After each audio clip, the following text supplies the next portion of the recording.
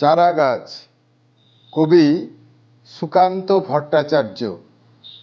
ভাঙা কুঁড়ে ঘরে থাকি, পাশে এক বিরাট প্রাসাদ। প্রতিদিন চোখে পড়ে সে প্রাসাদ কি দুঃসহ স্পর্ধায় প্রত্যহ আকাশকে বন্ধুত্ব জানায়। আমি তাই চেয়ে চেয়ে দেখি, চেয়ে চেয়ে দেখি, আর মনে মনে ভাবি, এ অট্টালিকার প্রতি ইটের হৃদয়ে অনেক কাহিনী আছে অত্যন্ত গোপনে, ঘামের, রক্তের আর চোখের জলে। তবু এই প্রাসাদকে প্রতিদিন হাজারে হাজারে সেলাম জানায় লোকে, চেয়ে থাকে বিমূঢ় বিস্ময়ে। আমি তাই এ প্রাসাদে এতকাল ঐশ্বর্য দেখেছি, দেখেছি উদ্ধত এক বুনিয়াদি কীর্তির মহিমা।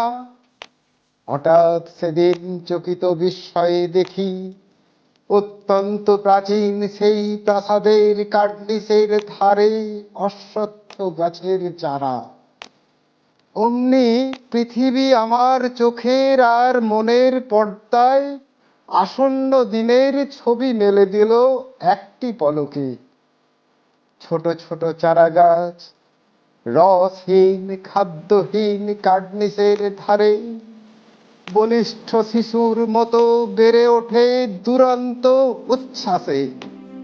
হঠাৎ চকিতে এ শিশুর মধ্যে আমি দেখি এক বৃদ্ধ মহীরুহ, শিকরে শিকরে আনে অবাধ্য ফাটল উদ্ধত প্রাচীন সেই বুনিয়াদি প্রাসাদের দেহে।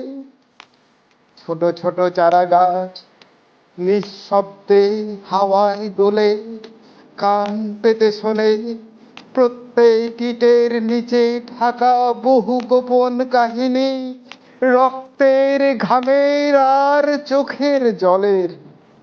তাই তো অবাক আমি, দেখি যত অশ্বত্থ চারায় গোপনে বিদ্রোহ জমে, জমে দেহে শক্তির বারুদ, প্রাসাদ বিদীর্ণ করা বন্যা সেই শিকরে শিকরে।